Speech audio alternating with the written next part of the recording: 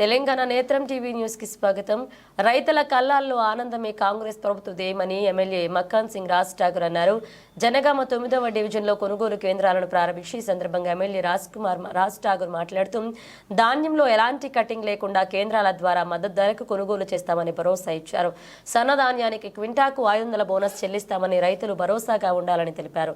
దళారుల చేతిలో మోసపోవద్దని కొనుగోలు కేంద్రాలను ఏర్పాటు చేసినట్లుగా వాటిని రైతులు సద్వినియోగం చేసుకోవాలన్నారు. ఈ కార్యక్రమంలో అధికారులు, కాంగ్రెస్ పార్టీ సీనియర్ నాయకులు, కార్పొరేటర్లు, మాజీ కార్పొరేటర్లు, వివిధ విభాగాల అధ్యక్షులు, నాయకులు, రైతులు పాల్గొన్నారు.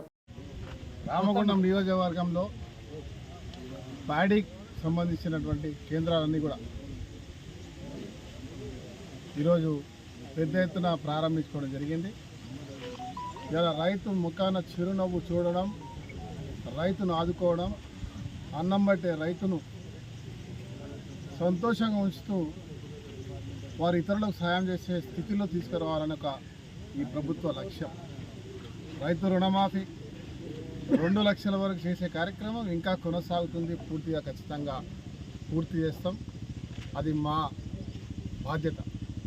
దాంతోపాటు ఇలా పండించిన ప్రతి పంటకి ప్రభుత్వం వచ్చిన కాడ నుంచి ఇప్పటి వరకు ఇది 2వ పంట.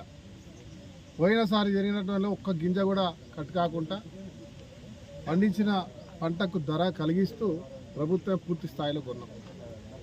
ఈసారి ఇంకా దానికి మెరుగ్గా ఎక్కడ కోతలు లేకుండా తాళని, మానని, మన్నని, దుబ్బని ఎక్కడ ఆపకుండా కొంటూ సన్నాలకు 500 బోనస్ కూడా ఇస్తున్నటువంటి ఒక చరిత్రాత్మకమైన కార్యక్రమం ఈరోజు ఈ రాష్ట్రంలో జరుగుతూ ఉంది. ఇవాళ ఇవి జరుగుతుంటే చూసి ఓర్వలేక బురదజల్లే కార్యక్రమం కడుపు మంటతో ఎక్కడో ఒక యాల ప్రకృతి వైకృత్యం వల్ల రైతుకు నష్టం జరిగితే వెంబటే ఆదుకునే ప్రయత్నం చేస్తున్నా తప్ప ఎక్కడ రైతుకు నష్టం కలుగుతలేదనే విషయాన్ని ఒక్కసారి గమనించాలి. ఇలా భారతీయ జనతా పార్టీ వాడు మాట్లాడతారు. వాళ్ళకు బుద్ధి ఉంటే, సిగ్గు ఉంటే, రైతుల పట్ల ప్రేమ ఉంటే ఇవాళ వాళ్ళు దేశవ్యాప్తంగా రైతు ఈ ధాన్యాన్ని కొనేటువంటి అధికారం, తర్వాత దాని మీద పరిణితులు వాళ్ళే సవరించాల్సిన అవసరం ఉంది. ఇలా తేమ విషయంలో కావచ్చు, మాస్టర్ విషయంలో కావచ్చు, వాళ్ళు సవరణ చేసుకోవాల్సిన అవసరం ఉంది. దానిపై వాళ్ళు మాట్లాడారు, అవగాహన లేదు. ఇలా రైతులను నిర్దాక్షిణ్యంగా ట్రాక్టర్లతో తొక్కి చంపించి చట్టాలు పెట్టి జైలుకు పంపించిన చరిత్ర బీజేపీలది. వాడొచ్చి అలా ఇక్కడ రైతుల గురించి మాట్లాడుతూ ఉంటారు. మొన్నటి వరకు 10 సంవత్సరాల్లో రైతు ఒక బంధు పడేసి చచ్చిపోతే వాళ్ళకి ఇన్సూరెన్స్ వస్తుందని చెప్పి పండించిన పంటకు ధరయ్యాక 10 సంవత్సరాలు పట్టించుకోక ఏది చేయనటువంటి మొన్నటి వరకు ఉన్నటువంటి ఒక ప్రభుత్వం ఈరోజు ఈ ప్రభుత్వం రైతు పక్షాన నిలబడి రైతు ముఖాన చిరునవ్వు చేయాలి. ఇంత కష్టాల్లో పడేసి పోయినా కూడా ఇలా రైతు రుణమాఫీ 31,000 కోట్లు, దాంతోపాటు పండించిన ధరను కొనడంతో పాటు ఇలా బోనస్కి 500. అదే మాదిరిగా రైతుకు ఎక్కడ ఇష్టం ఉంటే అక్కడ అమ్ముకునేటువంటి ఒక వ్యవస్థను కూడా ఈ ప్రభుత్వం ఏర్పాటు చేసింది.